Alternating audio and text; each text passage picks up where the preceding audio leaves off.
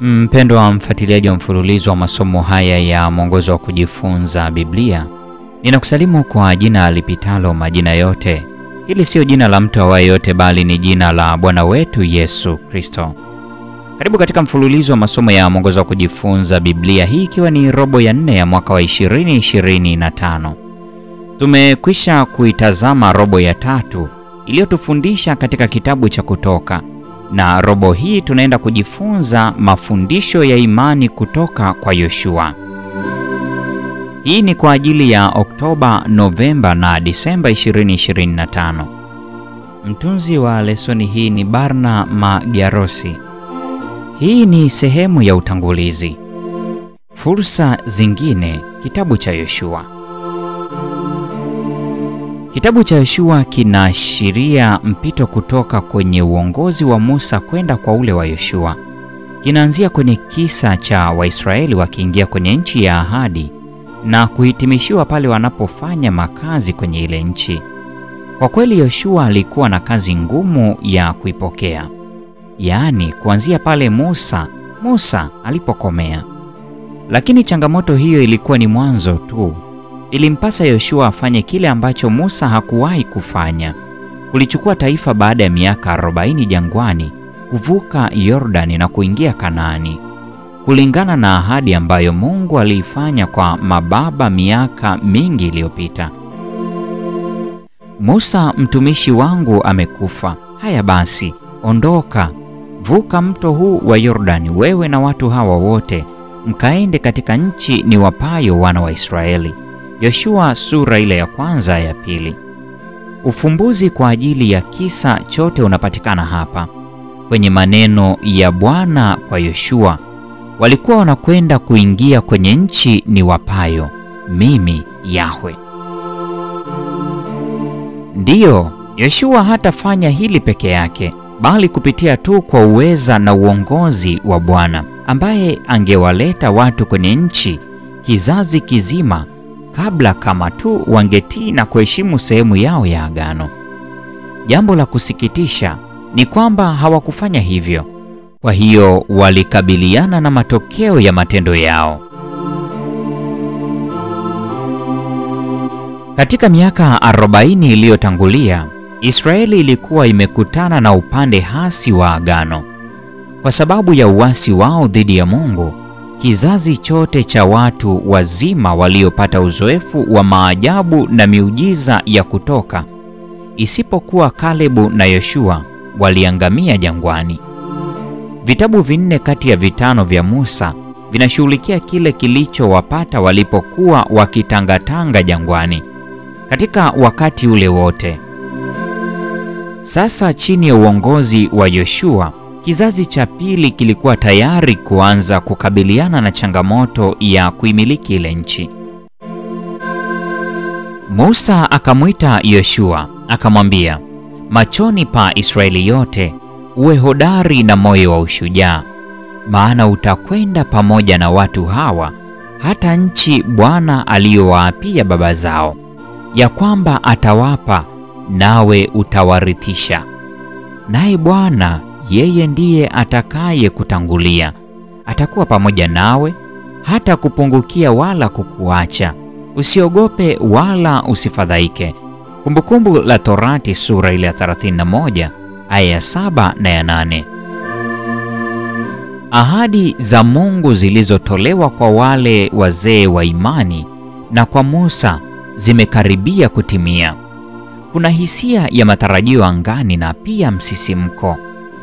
Mwanzo mpya kwa ajili ya watu wale wasio na makazi na walio kama walioporwa kwa muda mrefu. Mungu amekuwa mwaminifu katika kuwakomboa kutoka katika utumwa, na kwa hakika anaweza kutumainiwa katika kutimiza ahadi zake kuhusu ile nchi. Kusudio la msingi la kitabu cha Yoshua ni kuelezea kuingia kwa Israeli katika nchi ya ahadi, kuishinda na kuitoa nchi na mgawanyo wake kati ya makabila. Kusudio hili ndilo msingi wa ujumbe wa kitabu, kwa umahususi uaminifu wa Mungu katika kuitimiza ahadi ya nchi iliyofanywa kwa Ibrahimu. Kitabu hiki kinasisitizia uaminifu wa Mungu kwa ahadi zake za agano.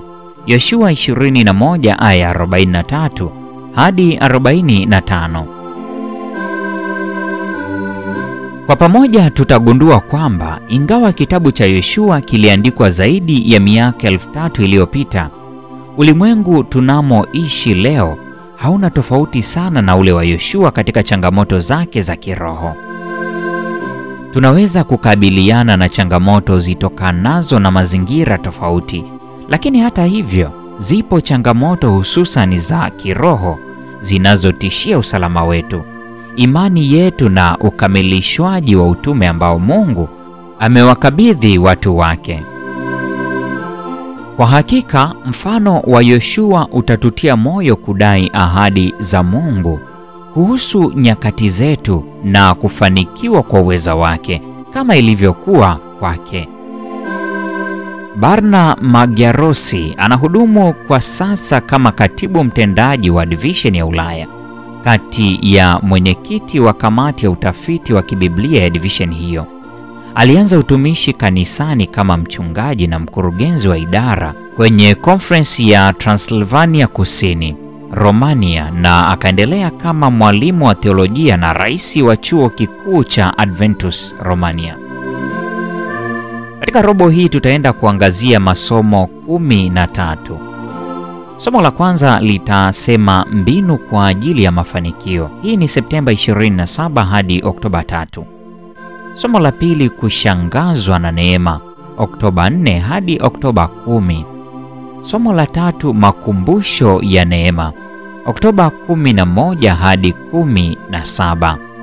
Somo la 4, pambano linalosababisha mapambano yote, Oktoba 8 hadi 24. Somo la 5, Mungu anakupigania, Oktoba 25 hadi 31. Somo la 6, adui aliye ndani, Novemba 1 hadi Novemba 7. Somo la 7, utii wa kiwango cha juu kabisa, ibada kwenye eneo la vita, Novemba 8 hadi Novemba 14. Somo la 8, watu hodari wa imani, Yoshua na Caleb, Novemba 15 hadi 21. Somo la 9, warithi wa ahadi, wafungwa wa matumaini, Novemba 22 hadi 28. Somo la 10, Yoshua wa kweli, Novemba 29 hadi Desemba 5. Somo la 11, kuishi katika ile nchi, Desemba 6 hadi 12. Somo la 12, Mungu ni mwaminifu, Desemba 13 hadi 19. Somo la 13 ambalo ni somo la mwisho robo hii, chagueni hivi leo, Desemba 20 hadi 26. Nakala za miongozo hii ya kujifunza Biblia sasa zinapatikana katika maduka yote ya Adventist Book Center, na unaweza kuwasiliana na mwinjilisti aliye karibu nawe ili akupe mwongozo na utaratibu wa kupata lesoni hii.